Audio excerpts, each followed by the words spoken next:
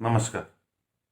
आप सभी को प्रणाम करता हूं। राजस्थान के सभी प्रबुद्ध नागरिकों को, समाचार पत्रों के संपादकों को, सभी नेताओं को और सभी सक्रिय लोगों को, सभी बुद्धिजीवियों को प्रणाम करता हूं। मैं एक प्राइवेट स्कूल संचालक हूं साहब। एक प्राइवेट स्कूल का संचालन करता हूं। रोज अखबारों में गाली सुनता हूं साहब। मैं बहुत बड़ा गुनाह कर रहा हूं। मैं शराब नहीं बेचता, फिर भी गाली सुनता हूं। प्राइवेट स्कूल वाले लूट रहे हैं, लूट रहे हैं, लूट रहे हैं। इनकी फीस माफ करो 3 महीने की।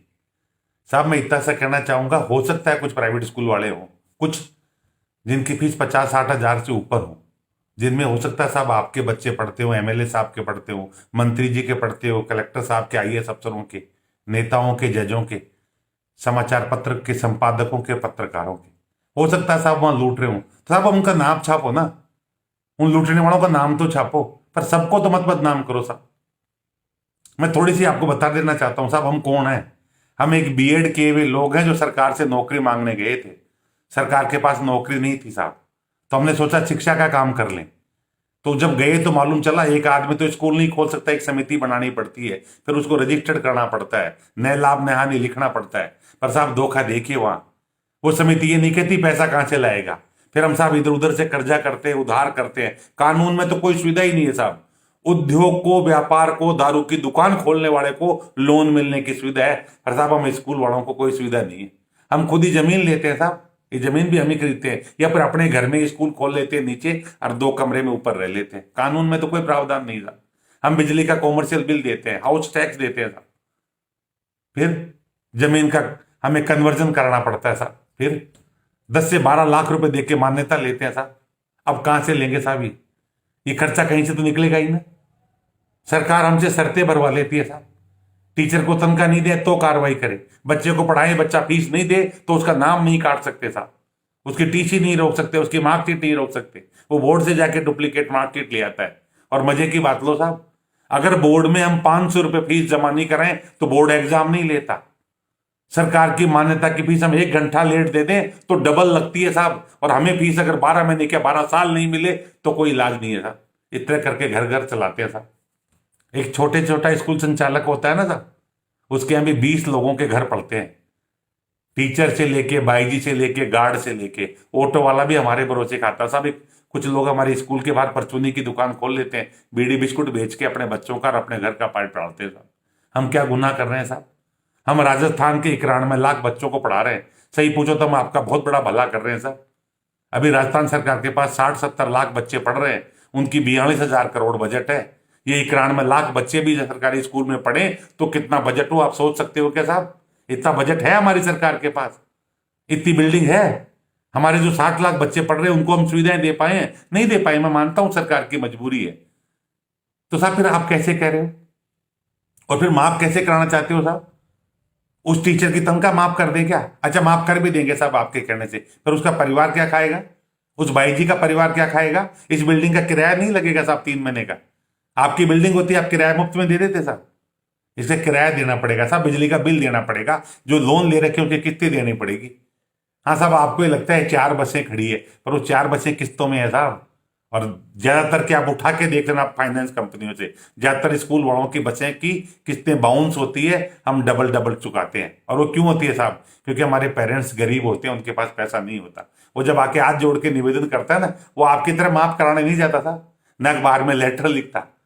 वो आके हाथ जोड़ के कहता है गुरुजी इस बार बिटिया की शादी है, मैं 2 साल तक फीस नहीं दूंगा। अरे बाबा कुछ तो दो कि माफी जाऊंगा नहीं। गुरुजी इस बार फसल खराब हो गई, मैं नहीं दे पाऊंगा। सर मैं छोटी सी नौकरी करता हूं, मुझे तनख्वाह नहीं मिली, मैं नहीं दे पाऊंगा। चाहे शहर हो चाहे गांव हो, जो छोटा आदमी है उसके बच्चे हमारे यहाँ पढ़ते हैं, और वो सीधा हमसे आके बात करता है। वो चिट्ठी नहीं लिखता, न सरकार को, न मंत्री को, न मुख्यमंत्री को, और वो ना किसी एमएलए के पास जाता।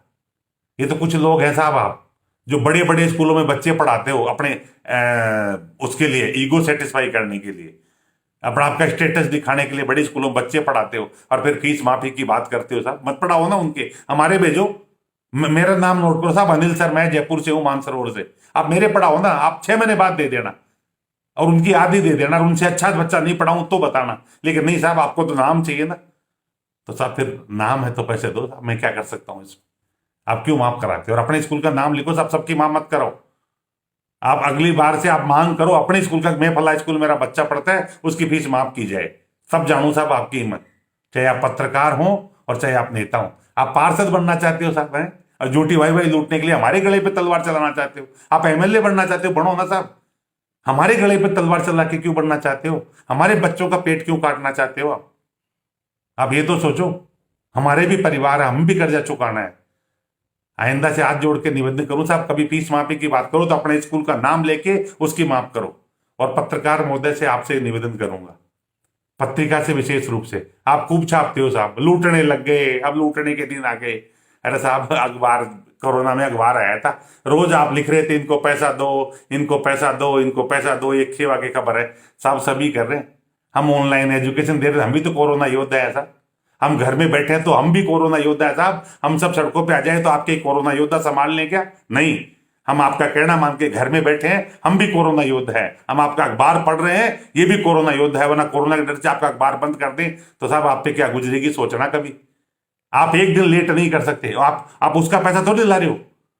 वो जो आपका होकर आता है उसके इतना पैसा है क्या साहब? नहीं, आपके अखबार का पैसा भी है, पर आपने तरीका, क्योंकि आप अखबार में लिख सकते हो। तो साहब मैं ये कहूंगा, जो लूट रहा है उसका नाम छापने की मत रखो, हर किसी को बदनाम मत करो, क्योंकि गरीब के पेट पे लात मारोगे तो वो लात उल्टी भी पड़ सकती है।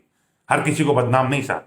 जो चोर है उसको चोर करना सीखो, और सही है सही करना सीखो। कि आपके नजर में एक भी ऐसा प्राइवेट स्कूल नहीं है जो अच्छे काम कर रहे हैं, आप उनका नाम छापो। आप ये कहो कि नहीं, जो लूट रहे हैं उन पे लगाम लगे और जो सही कर रहे हैं उनको शाबाशी मिले। मैं राजस्थान सरकार को तो फिर भी धन्यवाद दूंगा, माननीय मुख्यमंत्री और शिक्षा मंत्री जी को दिल से धन्यवाद देना चाह रहा हूं सर। पहली बार कोई सरकार है जो न्याय कर रही है। हमारे मुख्यमंत्री जी को मैं धन्यवाद दूंगा, पहली बार किसी मुख्यमंत्री ने अपने मन से ये कहा है कि मैं ये देखूंगा कि स्कूल के ताले भी नहीं लगे। धन्यवाद साहब। जनता का और राजा का ये फर्ज भी होता है, लेकिन ये फर्ज नहीं होता कि एमएलए बनने के लिए, पार्षद बनने के लिए आप गलत मांग उठाओ।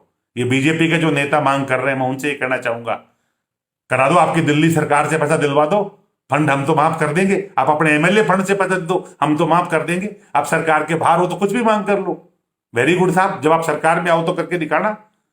ऐसा नहीं चलेगा साहब। आप चाहे बीजेपी के हो चाहे कांग्रेस के हो, हमारे लिए आप पूजनीय हो, पर गलत नहीं साहब, गलत नहीं। जय हिंद, जय भारत।